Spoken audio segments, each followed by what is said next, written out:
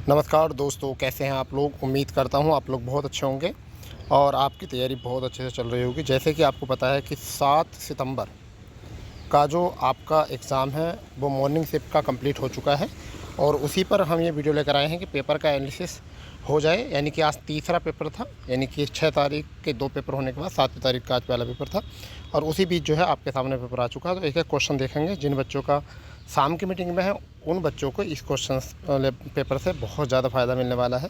इसी के आसपास के क्वेश्चन जो है वो आपको तैयार करके चलने हैं। चलिए तो शुरू करते हैं। क्वेश्चन का लेवल क्या है। जैसे आपको पता है कि रेगिस्तान से में जानवरों वाला जो क्वेश्चन है वो आपका आया है। रेगिस्तान में जो जानवरों का पानी के संरक्षण वाला क्वेश्चन है वहाँ से वो क्वेश्चन आया है कि किस तरीके से होता है, और आयु से क्वेश्चन दिया है इस बार। फिर आपका बैंक ऑफ हिंदुस्तान यानी कि बैंकों से क्वेश्चन आया है, यहाँ से क्वेश्चन है। यूनाइटेड किंगडम अधिकारी वाला क्वेश्चन है आपका। एक एक क्वेश्चन आप देख लेंगे ज़रा, ठीक है। फिर ये ग्राफ है, ग्राफ बहुत ईजी था ये, क्योंकि एक ही ग्राफ था और एक ही ग्राफ में जो है थोड़ा कैलकुलेशन वाला क्वेश्चन दिए थे। आगे बात करते हैं।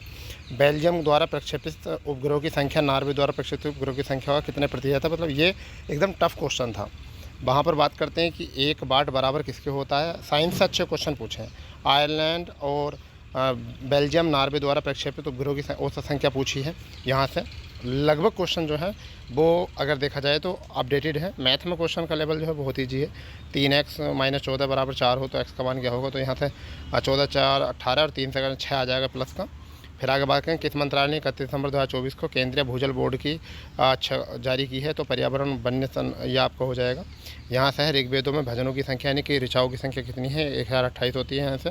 आगे देखो, अंग में भरना मुहावरे का अर्थ हो जाएगा। शालीमार बाग से क्वेश्चन आ गया है। साहित्य और जीवन का घोर संबंध है, इस तरीके से क्वेश्चन है। एक बार सब देख लो। उपाय का ब्लूम जो शब्द होता है वो क्या होता है। ठंडा पानी पीना चाहिए, इस वाक्य को पूर्ति करो, ठीक है। दाता का पुल्लिंग क्या होता है। इस पुल्लिंग शब्द है तो स्त्रीलिंग क्या होता है। दात्री होता है, बढ़िया है।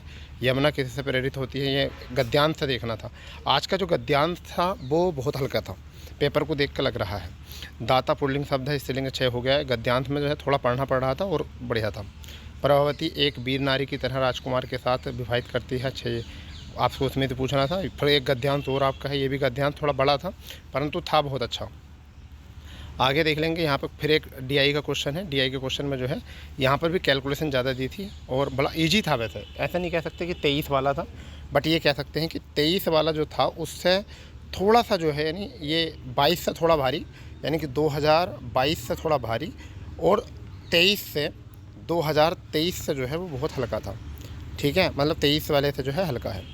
आगे अगर हम बात करें तो भैया यहाँ पर ABC की कुल, अच्छा ग्राफ से ही था क्वेश्चन। फिर आगे बात करते हैं, संविधान में अनुच्छेद 23 और 24 के माध्यम नागरिकों की संख्या पूछी थी यहाँ। फिर आगे जो क्वेश्चन में है वो है आपकी सार्थकता भिन्नता ज्ञात करना है। फिर इसमें क्वेश्चन था किस देश की जनसंख्या पिरामिड में व्यास में आधारित है, ये क्वेश्चन दिया था। फिर ये था आपका आधुनिक ओलंपिक खेलों में सबसे किस शहर में अच्छे, ये वाला क्वेश्चन आ गया। और आपका 39वां क्वेश्चन था, भारत के किस राज्य का डलहौजी पर द्वारा कब्जा किया गया था, यहाँ से क्वेश्चन आ जाएगा। तो ये क्वेश्चन बढ़िया क्वेश्चन थे जिसे गए हैं, पेपर अच्छा था। वहीं पर आगे बात करते हैं तो फिर एक ग्राफ से तालिका से क्वेश्चन आ गया। ये तो आपको कराया हुआ क्वेश्चन है, यानी कि जो आपको प्रैक्टिस सेट में दिया गया था उसी से ये क्वेश्चन बना हुआ है। आगे बात करते हैं। चलिए, ये तो ग्राफ के हैं, ग्राफ देख लेंगे। देखो फिर आगे क्वेश्चन बढ़िया है। निम्न में से किस राज्य में द्विसदनीय विधानमंडल नहीं है। तो इसमें एक ट्रिक बताई थी, आगे को भी आपको काम देगी। जकुंबा मतलब कुंभा प्लस के तेलंगाना, कुंभा प्लस के तेलंगाना। तो आपका क्या हो जाएगा, कर्नाटक हो जाएगा, उत्तर प्रदेश हो जाएगा, महाराष्ट्र हो जाएगा, बिहार हो जाएगा, आंध्र प्रदेश हो जाएगा और तेलंगाना हो जाएगा। तो यहाँ तेलंगाना था, राजस्थान इसमें नहीं है। आगे बात करते हैं तो 55वीं विश्व आर्थिक मंच की बैठक जो थी वो क्वेश्चन था। भारत के संविधान का भाग 1 में, मतलब भाग 1 में क्या है, ये वाला क्वेश्चन दे रखा था। 1 में आपका संघ और उसका क्षेत्र है, 2 में नागरिकता है, 3 में मौलिक अधिकार है और 4 में DPSP है, 4A में मूल कर्तव्य है, ठीक है। ये याद रखना आगे के लिए। 55वां स्वदेशी एक आर्थिक आंदोलन था, क्योंकि स्वदेशी ये वाला क्वेश्चन है। भूगर्भ के अंदर जो क्वेश्चन, देखिए कुछ क्वेश्चन तो बहुत डिफिकल्ट थे और कुछ क्वेश्चन का जो लेवल था वो बहुत ही ईजी था। तो डिफ़िकल्ट और इजी को अगर हम एवरेज करें तो मॉडरेट लेवल का पेपर जो है बन जाएगा। बुद्ध ने दुख में मुक्ति का अपना पहला उपदेश कहाँ दिया था, तुम्हें पता ही है, क्लियर है यहाँ से। ये भी अच्छा है, पजल अच्छी, मतलब क्वेश्चन अच्छे थे। अंतर्राष्ट्रीय ओलंपिक दिवस मनाया जाता है, ये वाला क्वेश्चन आ गया था यहाँ से। फिर आपका है, अच्छा ये तो चलो DI का क्वेश्चन थे। एक बार पेपर का व्यू देख लो। और जो बच्चे शाम का पेपर देने के लिए जा रहे हैं वो थोड़ा सा जो है ना करंट पे थोड़ा ध्यान देंगे। शाह परमाणु भौतिक संस्थान कहाँ पर है, यहाँ से क्वेश्चन था। ये बहुत डिफ़िकल्ट क्वेश्चन था। क्रोना कहाँ की मुद्रा है, ये भी क्वेश्चन आ जाएगा। फिर साथ ही साथ अगर हम बात करें तो यहाँ पर था कि शक्ति और ताकत के प्रतीक के पक्षी का क्या आ जाएगा। फिर है भारतीय मानसून को प्रभावित करता है, कौन सा करता है, ये क्वेश्चन आ गया आपका। फिर निम्न में से कौन सा कलाकार प्रसिद्धि मधुबनी चित्रकला है, ये वाला क्वेश्चन आ जाएगा आपका यहाँ से। फिर एक क्वेश्चन है जैन धर्म के 24वें तीर्थंकर कौन से हैं, तो 24वें कौन से हैं आपके, ऋषभनाथ पहले थे, 24वें महावीर स्वामी हैं और पार्श्वनाथ 23वें थे। ठीक है। संविधान का 44 अनुच्छेद 44 में कहा गया है समान नागरिक संहिता, ये बिल्कुल ठीक बात है। ठीक है। आगे बोला गया है UNCTAD, इसका फुल फॉर्म पूछा था, ये मैंने आपको लास्ट टाइम पे बताया था, यानी कि पेपर था 2 दिन पहले आपको बताया था, इसकी फुल फॉर्म बताई थी। ठीक है।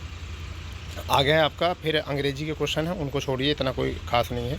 फिर आगे देखेंगे प्राकृतिक गैस मेथेन हवा में ऑक्सीजन के साथ जल जाती है तो उसे क्या उत्पादित होता है, ये क्वेश्चन हो जाएगा। अभी इंडियन स्पेस रिसर्च ऑर्गेनाइजेशन ने अंतरिक्ष में कौन सी फसल सफलतापूर्वक उगाई है, तो लोबिया, ये क्वेश्चन आ गया करंट अफेयर का। मौर्य वंश का संस्थापक कौन था है, ये भी क्वेश्चन आ गया। ठीक है। देखिए मैं कहूँगा कि ओवरऑल 22 से 24 क्वेश्चन जो थे वो बहुत टफ थे। 22 से 24 क्वेश्चन अभी तक बहुत टफ थे और लगभग 70-72 क्वेश्चन जो थे बहुत बढ़िया, मतलब एवरेज क्वेश्चन थे।